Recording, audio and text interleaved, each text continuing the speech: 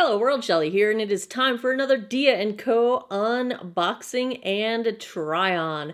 If you are not familiar with Dia & Co., they are a personal styling service. You pay a $20 styling fee. Your stylist will send you a box of approximately 5 new clothing items. You try them all on in the comfort of your own home for 5 days. You can compare them to what you've got in your closet, and then you decide what you want to keep, what you want to send back. You've got a prepaid shipping bag if there's anything you don't want to keep. If you keep anything from the box, you will have your $20 styling fee credited back to you. And if you keep the entire box, you will get an additional 25% discount on the price of all the items. This is not a sponsored video. I have been using Dia & Co. for over 2 years, and I absolutely love the service. I get my boxes delivered to me every other month, but you can set the frequency that you want to receive boxes from them, and I have thoroughly enjoyed my time with Dia. So let's get into the box that I got this time. The thing that makes me most happy is that by the time I get another box, we'll be going into spring. So this is the last winter box. Aw, spring. I don't like winter. So the only thing I do like about winter, I like winter clothes. I like hoodies. I like long sleeves. Anyway, I opened my Dia box, and you always get a note from your stylist with recommendations on how to style the items that they have sent you. And I was sad to see, if you've been following along, you know I love my stylist now. Apparently my former stylist, Cricket. I don't know what happened to them. I don't know if they are still with Dia or not. I've had Cricket styling my boxes for the past, I don't know, maybe 4 or 5 boxes. So 6 months, 8 months-ish, 10 months. I don't know. It's been a while. Oh, Cricket, I miss you.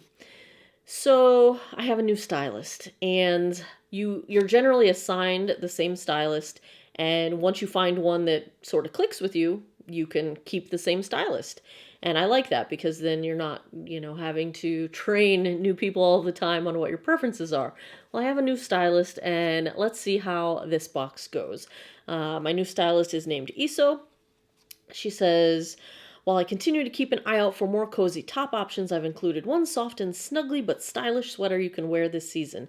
You can pair the Shark Bite top, the sweater, with our new fashion-forward skinny jeans. Top this off with pointed toe boots to spice things up even more. So here is that outfit. I don't have pointed toe boots, but I usually go for my Doc Martens anyway. So here is that outfit, styled as partially recommended by Iso. I really like this sweater. I think it has a really nice sort of combination of form-fitting in the right places, but flowy in the right places. Sometimes I'm not a fan of Shark Bite style, but it really seems to work with this fabric. I like the ribbed sort of texture to the fabric. I really do like this sweater. The skinny jeans, I'm not a huge fan of animal prints. Occasionally I will like them, but I'm not a big fan of them.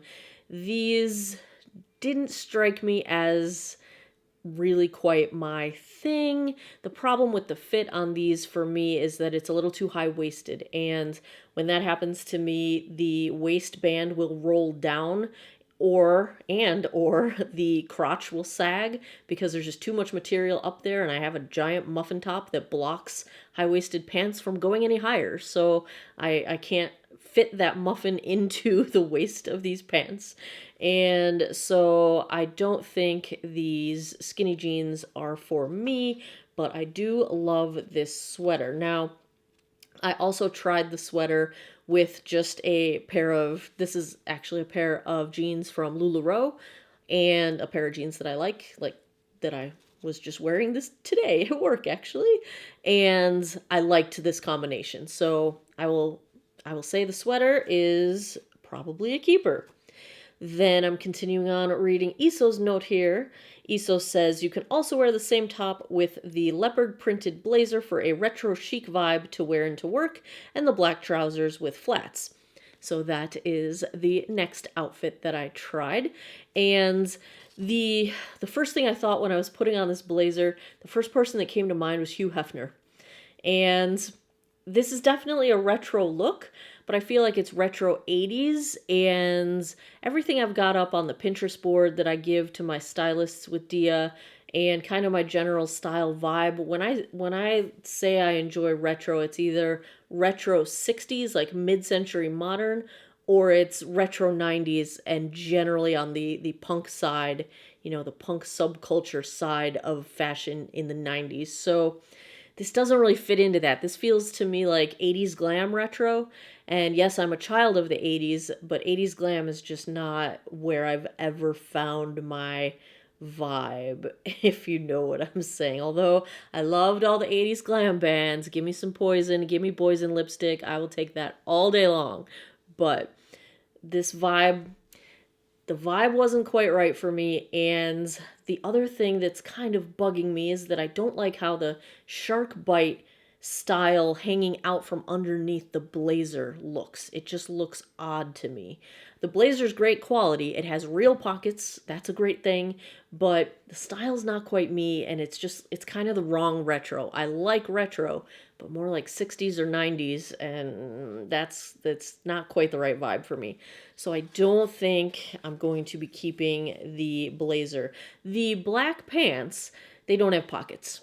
I need pockets. They're also petite, so I feel like they're a little too short on me. I'm not tall, but I'm not short. I'm that average. I'm 5'5 3/4". So I feel like they were running just a little bit too short for me, and they are petite. So that is that outfit. And the last outfit is, going back to Isso's note here, slip on our belted dress with slingback heels and a magenta lipstick to accent the print. I don't have any slingback heels, but it really doesn't matter because I knew this one was not going to work for me because this cut of a dress, I need a fit and flare. I need something that is fitted right under the bust at the high waist and flares from there because I carry all of my weight in my belly. And this straight cut, this kind of a cut in a dress, it's like a shirt cut, does not work for my body shape. It really doesn't. It looks lumpy and it's uncomfortably, snug in the belly and fitted, normally every place else. And it just doesn't flatter my body shape. So that one is a pass. Again, I feel like the print is not bad. If it fit me better, I might have been able to buy into this one. But the print also reminds me of 80s retro and not quite the right time period that is my retro taste. So as we go through, whenever I do my Dia try-ons, I do not look at any of the prices until after I've tried everything on, because I don't want the price to influence whether I like the item or not. So I try to decide what I like before I look in the envelope at the prices.